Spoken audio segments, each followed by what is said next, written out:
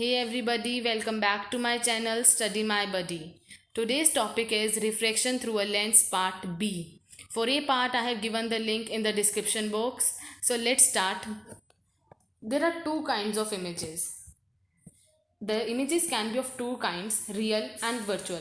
If the rays from a point of an object after refraction through a lens actually meet at a point, the image is real.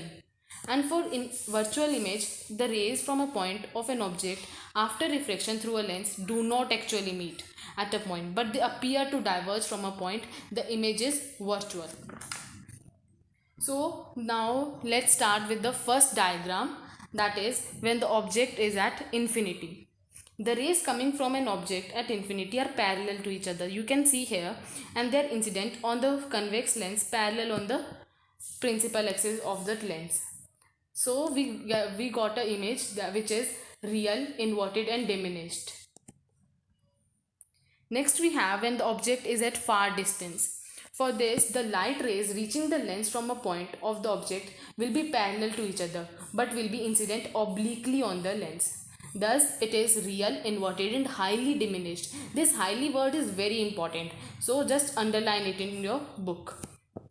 Then we have, in this manner, a convex lens is used either as a burning glass or a camera lens. So, this is the use or the application of the convex lens. Then we have when the object is beyond 2f1. For this is an object placed on the principal axis of a convex lens at a point beyond 2f1. From the point A of the object, the ray incident parallel to the principal axis after refraction through lens passes through the second focus. The other ray incident at the optical center of the lens travels undeviated. The two refracted rays meet at a point. Thus, the image is real, inverted and diminished. So, this type of a convex lens is used as a camera lens. Okay? Then we have when the object is at first focus. This is we got an image which is real, inverted and of the same size as the object. You can see here that both the image and the object are of same size. Then we have that in this manner a convex lens is used in a terrestrial telescope for erecting an inverted image formed by the objective lens. Then we have when the object is between f1 and first 2f1. For this is an object placed on the principal axis of a convex lens at a point between f1 and 2f1. For this we get a real, inverted and magnified image. This convex lens is used in cinema and slide projectors. When object is at f1, that is first focus. For that we have that from the point of the object, a ray incident parallel to the principal axis after refraction from the lens passes through a second focus of the lens. The other ray incident towards the optical center of the lens passes undeviated. The two refracted rays being parallel to each other do not converge. This do not converge is very important at a point at infinite distance. So here also you can see they will meet at a very far distance on the other side of the lens. Thus we get an image which is real, inverted and highly magnified. For this, a convex lens is used in the collimator of a spectrometer to obtain a parallel beam of light by passing the source of light at the focus of a convex lens. Then we have when the object is between the lens and focus. For this, from point of the object, a ray incident parallel to the principal axis after refraction through lens passes through the second focus. The other ray incident at the optical center passes undeviated. The two refracted rays do not meet each other but they appear to diverge from a point. When they are produced backwards, they meet at a point. The image can be distinctly seen by the eye by keeping it at a position that the eye lens converges the diverging rays to form a real image on the retina of the eye. Then we have that characteristics and location of the image formed is virtual, erect or upright and magnified. In this manner, a convex lens is used as a reading lens to form a magnified virtual image of a tiny object. From above, we notice that both the real as well as virtual images are formed by a convex lens depending upon the position of the object relative to lens. So, the size of the image also depends on the position of the object. First case is when an object is at very far off from the convex lens. A real inverted and diminished image is formed at the focus.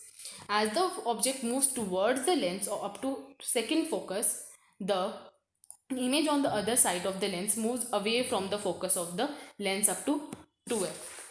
As the object comes at the position 2f, the image is real, inverted, and of the same size. It is obtained at the position on the other side of the lens.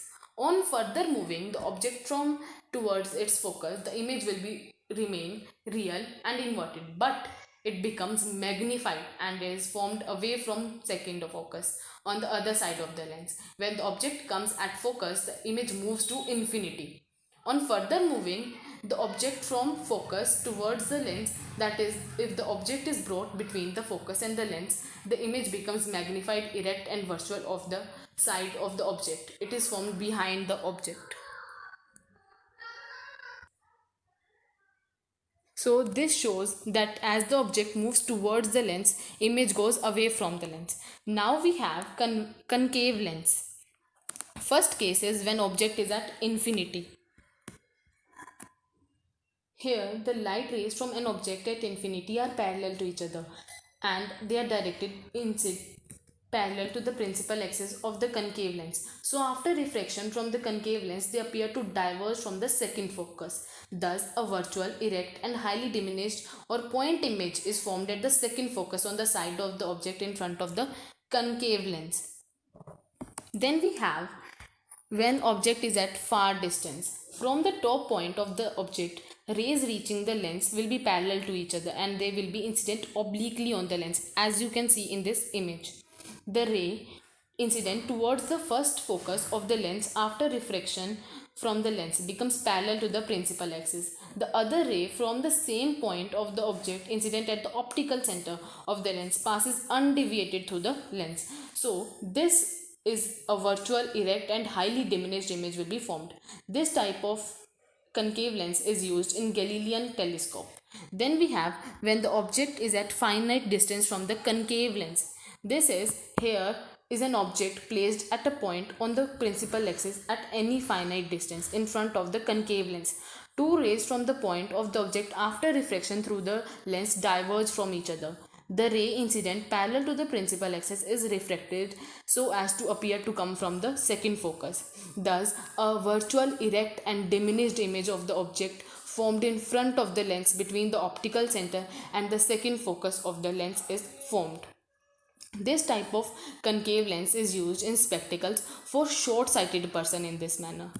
So from here we can see that irrespective of the position of the object, the image formed by a thin concave lens is always virtual, upright, and diminished, and it is situated on the side of the object between the focus and the lens.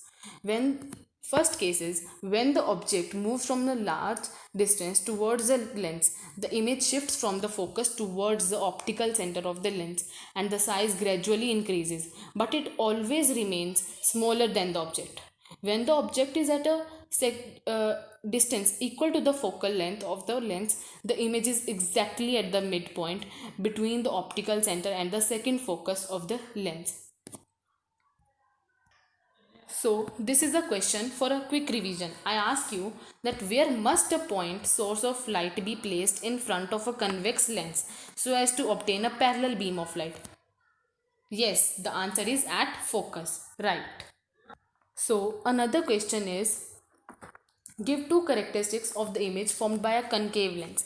Yes, right now only we studied that the concave lens is always virtual, upright, and diminished, and it is situated on the side of the object between the focus and the lens. So like this we finish our second part also. I hope you like it. Please press the bell button icon to never miss the notification from my channel. Thank you.